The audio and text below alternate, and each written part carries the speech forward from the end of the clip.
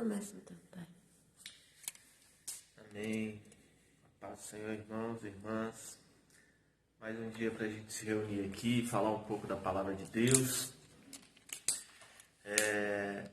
Nós vamos orar para iniciar. A gente vai ter um louvor e depois a gente vai fazer o estudo da palavra. Amém? Feche os seus olhos aí, vamos orar. Senhor Jesus, queremos te agradecer por esta noite. Que o Senhor possa falar em nossos corações, com a tua palavra, com o louvor. Senhor, dependemos de ti. Estamos aqui porque um dia o Senhor se entregou por nós. Senhor, abençoe a minha casa, cada família que está distante ouvindo essa palavra.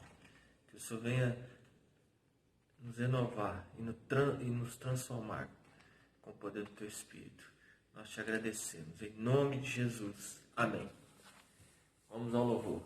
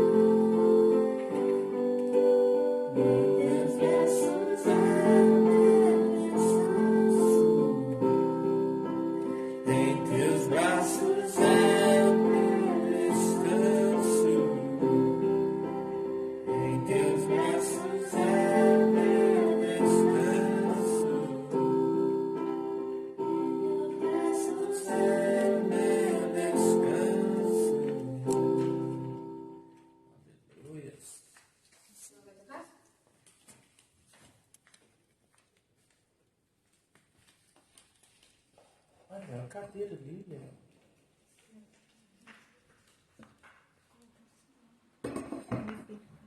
Passa na frente aí.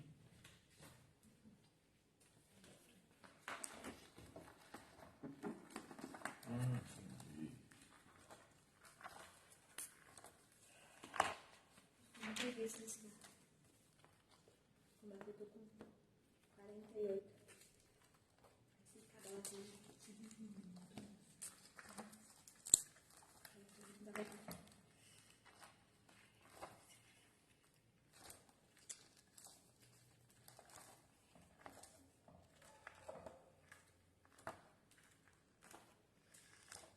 Deixa isso pronto, né?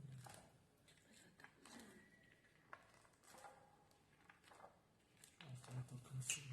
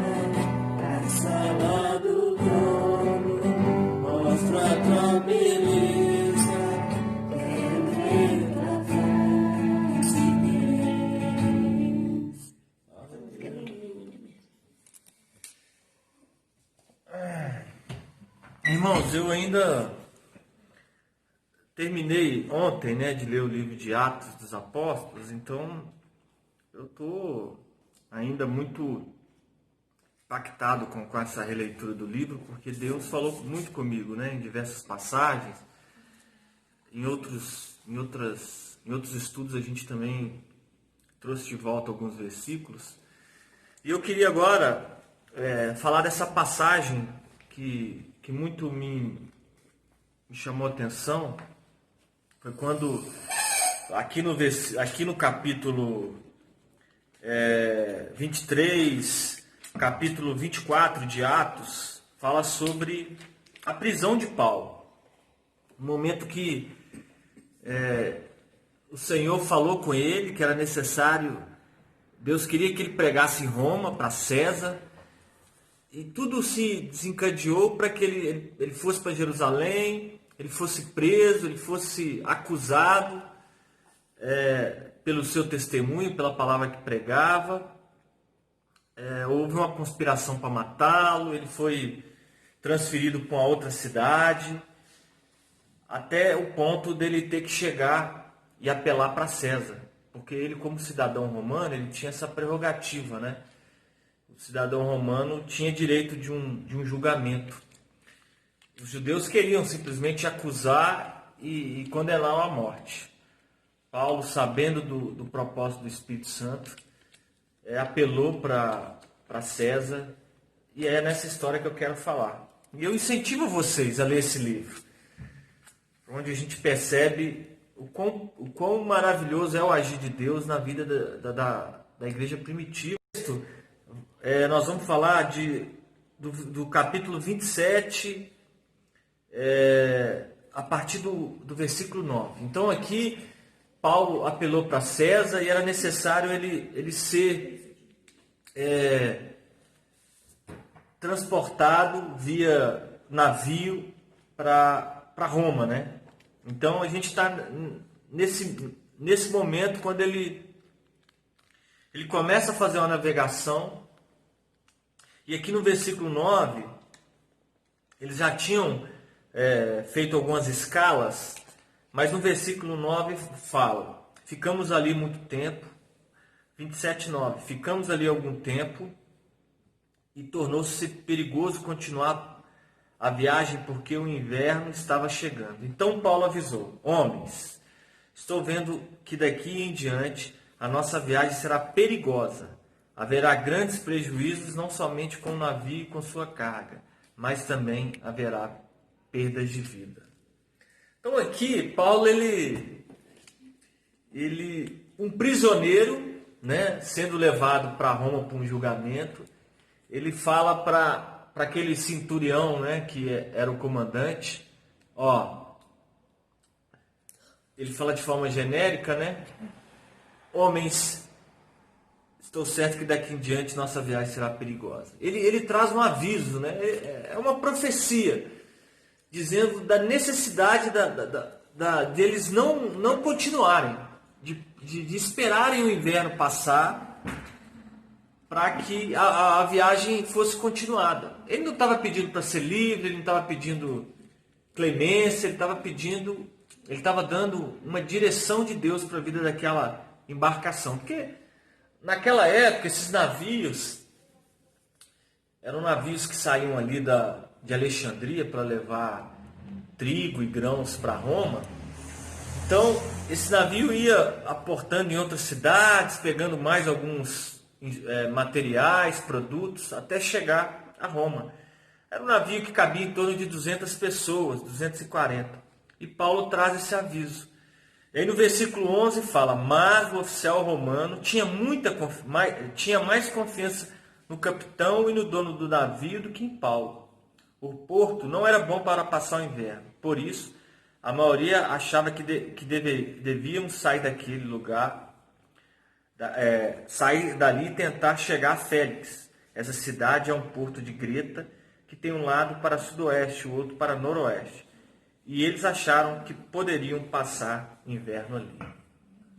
Então eles não ouviram Paulo, a advertência que ele trouxe. E aí, os versículos adiante fala que houve uma grande tempestade. Que houve uma tempestade tão forte que durante dias eles não conseguiam ver nem o sol, nem as estrelas. E começaram a jogar toda a carga que eles trouxeram para o mar, porque eles estavam carregados, pesados, né? O mar ali muito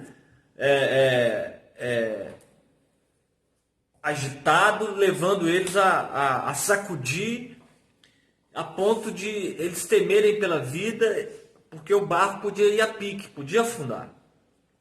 Então é nesse ponto que eu quero falar. Que a gente percebe que Deus, ele não abandona o seu ungido. Ele não abandona o plano dele quando ele determina uma missão, quando ele determina algo. Então, eu estava imaginando o quão desesperador era naquele momento ali, um barco no meio do mar, sendo sacudido para um lado para o outro. A tempestade era tão forte que durante alguns dias o céu ficou nublado, sem você ver o sol, sem você ver as estrelas. E existia um homem de Deus, não só um homem de Deus, né? Aqui também existia Lucas. Lucas estava junto com Paulo. Essa narrativa aqui de Atos, Lucas o tempo todo é uma testemunha ocular e é ele que escreveu o livro de Atos, né? Então, eles ficaram com muito medo. Eles ficaram apavorados, como qualquer um de nós ficaria. Eu tava me perguntando, né?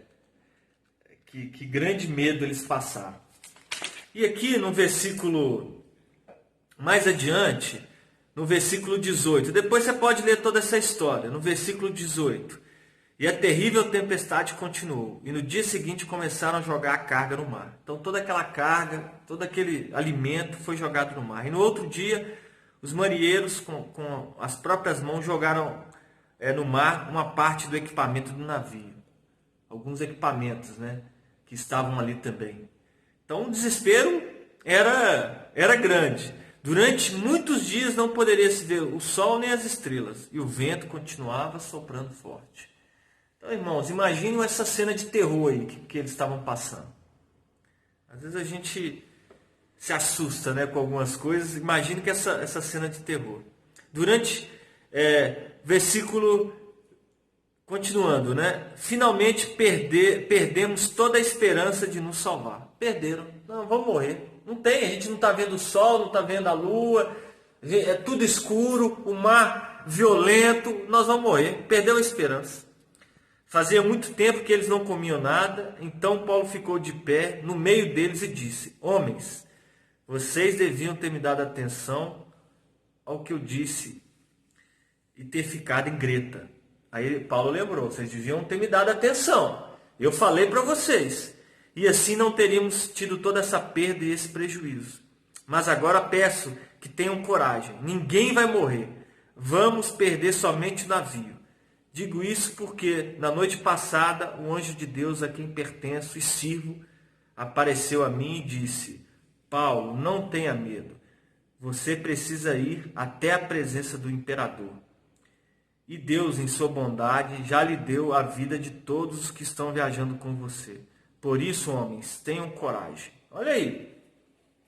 Esse é o versículo, eu li o versículo 22, 23, 24. E 25 do capítulo 27. Então, irmãos, Paulo se levantou em meio àquele desespero, aquela falta de esperança. Os homens já não comiam e falou: Homens, tenham coragem, ninguém vai morrer. Olha para você ver. Eu falei assim: meu Deus do céu, você imagine a gente viajando hoje, né? Eu nunca viajei de navio, mas a gente ouve histórias que são navios confortáveis, né? Navios transatlânticos, né? Mas muita gente enjoa com as ondas do mar. Agora imagine, eu estou mais acostumado a viajar de avião, né? Eu imagino eu num avião, tendo uma pane, tendo um problema no avião, como ocorreu há um tempo atrás aqui em uma viagem internacional, um avião que veio de São Paulo e aterrissou em Confins. Mas o piloto, quando ele foi avisar a torre que tinha problemas e que precisava de ajuda, e que o avião estava caindo, perdendo altitude, em vez de ele apertar o botão para falar com a torre, ele apertou o botão para falar com todo o avião. Então você imagine o desespero de quem estava dentro do avião, ouvindo isso do piloto. Que é o cara que você acha que vai falar, senhor, passageiros e passageiras, está tudo bem, fique calmo. Ele já mostrou preocupação, porque de forma equivocada ele apertou o botão. Mas aqui, aí eu me imaginei, falei, meu Deus, você no avião, você no navio, e todo mundo achando que vai morrer, porque era isso que eles estavam sentindo, né? Sem esperança nenhuma. Deus levantou um homem com coragem para falar que ninguém ia morrer. Você imagine. Deus tinha falado com Paulo na noite anterior que ele ia salvar não só a vida dele, mas de todos que estavam à bordo. Porque Deus tinha um propósito. Fala lá no versículo 24. E disse Paulo, e o anjo disse a Paulo, não tenha medo, você precisa ir até a presença do imperador. E Deus, na sua bondade, já lhe deu a vida de todos que estão viajando com você. Então, Paulo, por ser um homem muito temente a Deus e confiante na vontade de Deus, ele não se calou. Ele trouxe esperança, apesar do desespero daquelas pessoas, e até trouxe um testemunho, né? Por isso, homens, ele fala aqui no 25, por isso, homens, tenham coragem. Eu confio em Deus e estou certo que Ele vai fazer o que me disse. Porém, vamos ser arrastados por alguma ilha. Então,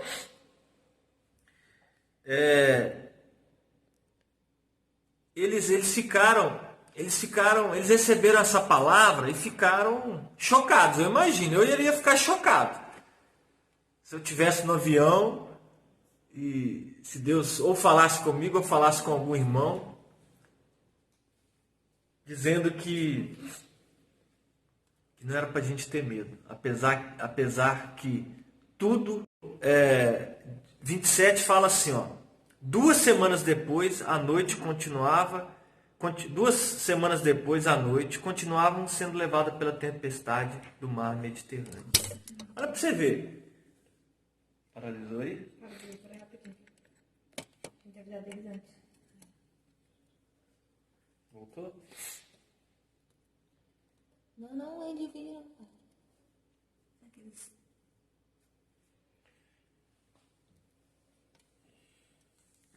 Não sei o quê. 10%. Por que as pessoas vão aprender? Voltou? Vai ter ninguém, né? Não. Mas está na mesma conta? Ou em outra conta? Não mesmo. A nova do Léo, né? Olha o celular. Vai, pera, por que ninguém tem?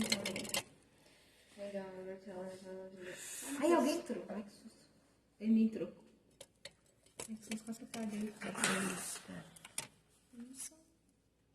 A gente teve um problema de bateria aí, pessoal. Teve que fazer uma troca emergencial.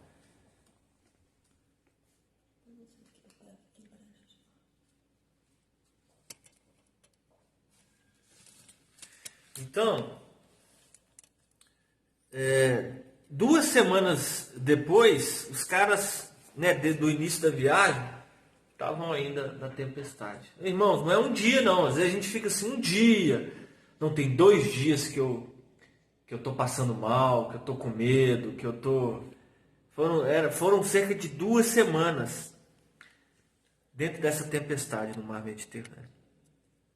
E é interessante que eles estavam com o navio e aí eles jogaram uma sonda para ver se estavam perto de algum banco de areias ou de pedras. E alguns marinheiros, devido ao desespero, queriam descer no bote e sair do navio. Paulo avisou ao centurião que se eles descessem, eles morreriam. Deus tinha falado com Paulo, ó, todo mundo vai sobreviver, mas tem que estar dentro do navio. Então, assim, é uma experiência fantástica, porque demonstra que o nosso Deus, a Bíblia fala lá em Isaías 43:13, vamos abrir lá, Isaías 43:13.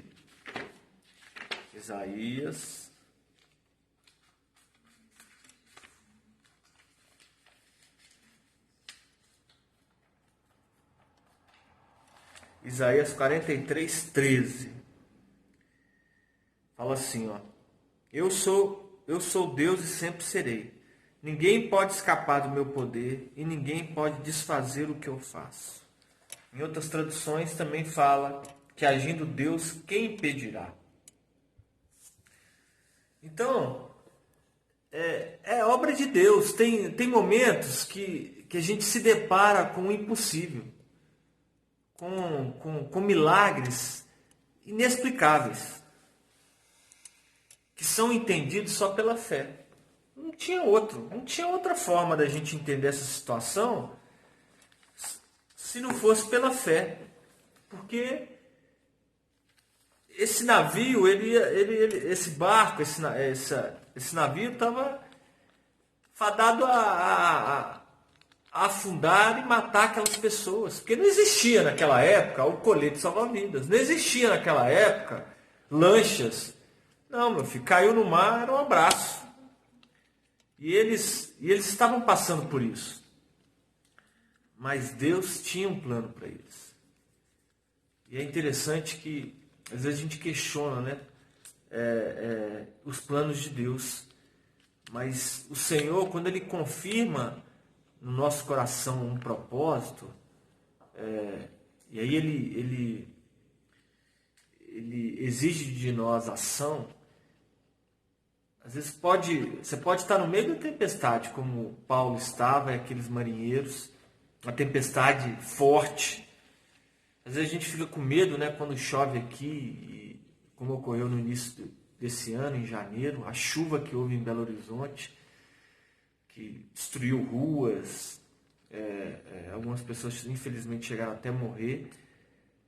E a gente está na terra, né? Agora imagine você em alto mar e uma tempestade atingir. Mas não acabou aí não, irmãos. Essa história ela é muito tremenda mesmo, porque esse navio ele acaba encalhando num banco de areias. Aí alguns soldados romanos queriam matar todos os prisioneiros, porque eles eram guardiões desses prisioneiros, mas tinham medo deles pularem e fugirem, né? Aí o centurião, já sendo impactado pelo testemunho e pela forma que Paulo acreditava em Deus, ele não permite, ele dá um conselho para as pessoas pularem, aqueles que soubessem nadar fossem até a praia, e aqueles que não soubessem se agarrassem em pedaços de madeira. E foi isso que aconteceu. Todos conseguiram chegar vivos na ilha e foram recebidos. Essa ilha chama-se Malta. Depois você pode olhar aí também no Atlas, que você vai ver essa ilha. Atualmente chama Sicília, né? Siracusa, mas chamava Malta. Não, Malta é uma ilha menorzinha, uma outra parte é Sicília, Siracusa. Está bem ali no sul da Itália. E aí, irmãos, eles são recebidos, aquela população faz uma fogueira e traz alguns alimentos. Paulo está pegando alguns gravetos para colocar na fogueira e aquecer aquelas pessoas. O que acontece com Paulo? Uma víbora agarra na mão dele e morde ele. Uma víbora. Uma cobra. E aí ele pega, a víbora está presa na mão dele, ele sacode assim e joga a víbora fora. Aí as pessoas que estão próximas, né, os habitantes daquela ilha olham assim e falam: nossa, esse cara é mau, hein? Esse cara está amaldiçoado, porque ele escapou do naufrágio, veio para a ilha, chegou aqui, primeira coisa que acontece com ele é uma cobra picar. E a víbora é venenosa, né? E aí eles falaram assim, esse cara daqui a algumas horas vai inchar e morrer, ou vai perder os sentidos, desmaiar e morrer. Porque era normal eles verem isso lá. Quem conhece um pouquinho de cobra, ou já teve algum contato com cobra, ou já ouviu casos de cobra, sabe o quão mortífera é, né? Uma cobra venenosa, e você tem que correr com a pessoa para um hospital para ela receber o soro, né? E naquela época também não tinha soro, né? Mas Paulo, a Bíblia fala, né? Jesus dizendo que nós poderíamos pisar em cobras e escorpiões e mal algum aconteceria. E Paulo tinha essa fé e tinha esse propósito na sua mente, no seu coração, de ir para Roma e dar testemunho a César.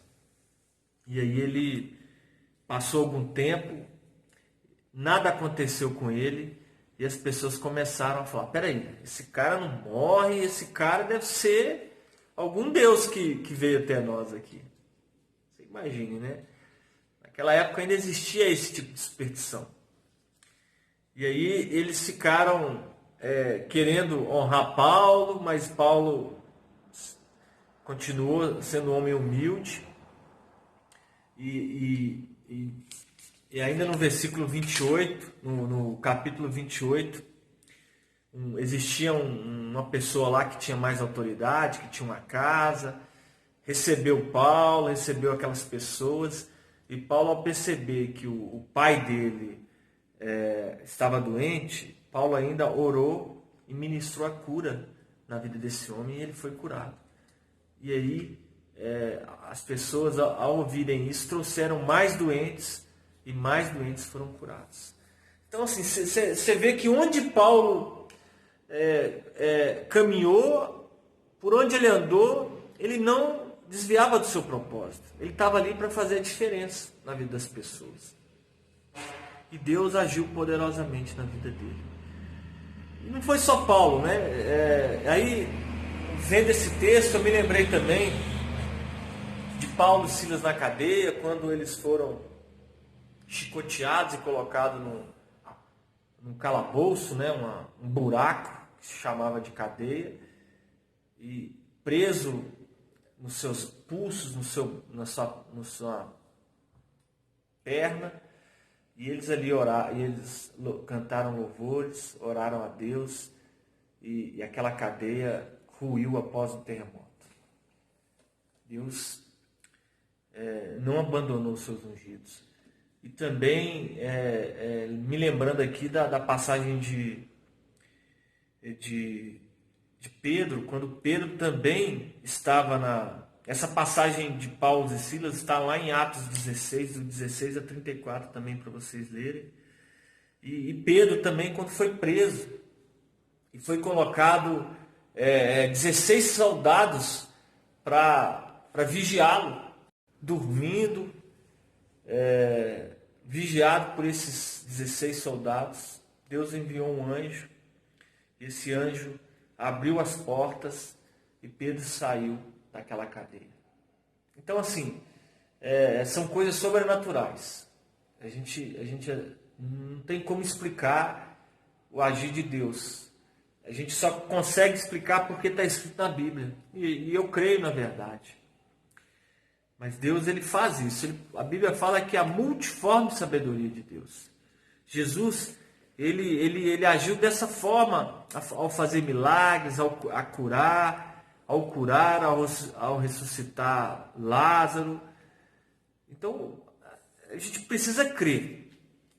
E esses planos de Deus para nós também, são para nós também. O Senhor pode trabalhar na sua vida, na minha, pode nos levar a trazer esperança para um momento de sofrimento, de angústia na vida de pessoas, na vida de famílias. E a gente tem que estar preparado. A gente tem que acreditar na palavra. Claro, você não vai falar isso da sua cabeça, do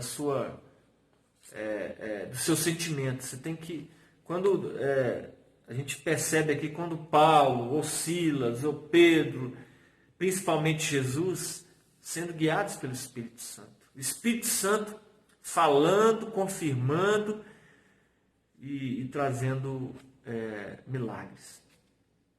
Também tem outros homens de Deus, como Filipe, como Estevão, que estavam cumprindo o propósito de Deus, mas até a morte deles tinha propósito. Eles morreram e a morte provocou uma onda de crescimento na igreja, uma onda de renovação, de poder de Deus. Então, não tem como eu ou você ou qualquer uma pessoa explicar o agir de Deus. A gente tenta entender pelo Espírito Santo coisas que já aconteceram. Mas alguém pode falar, não, mas eu conheci um homem de Deus que morreu fazendo a obra de forma injusta, ou perseguida, ou algo que a gente lê principalmente no passado, mas também pode ocorrer hoje um homem ser difamado, um homem ser acusado por algo que ele não fez, e a gente às vezes cai na bobeira de achar ou de questionar por que isso está acontecendo. Deus, por que você permitiu? Eu não concordo, querendo muitas vezes entrar nesse julgamento. A gente não veio aqui, a gente não foi criado para julgar. A gente foi criado e nos tornamos filhos de Deus para crer e pensar o melhor. Se Deus permitiu, Ele tem um propósito. Se Deus permitiu que uma pessoa fosse salva, curada, e permitiu que outra pessoa morresse, é porque Deus tem um propósito. Então a gente tem que ter essa certeza. Então eu convido vocês, irmãos, como eu, a ler esse livro de Atos e se deliciar com a palavra de Deus, com os milagres que Ele fez por nós. Então era isso que eu queria passar para vocês. Eu espero que a palavra de Deus cumpra o seu propósito no seu coração. Se você quiser compartilhar esse vídeo, falar para outras pessoas, amém. A gente tem orado para que Deus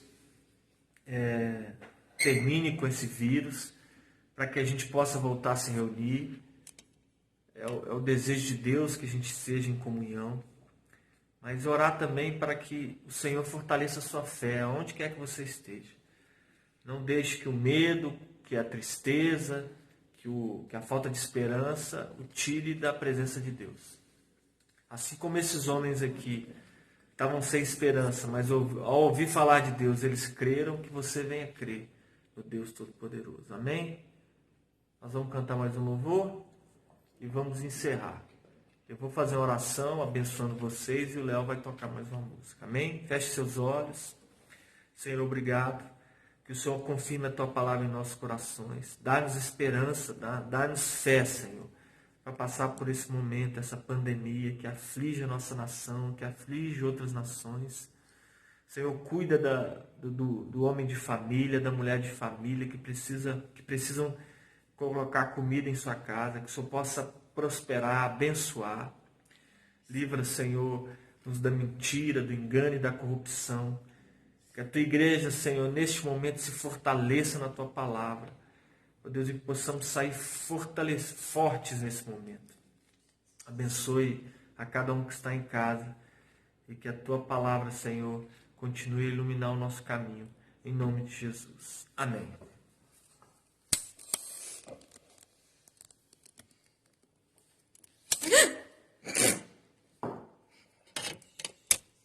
Essas são boas.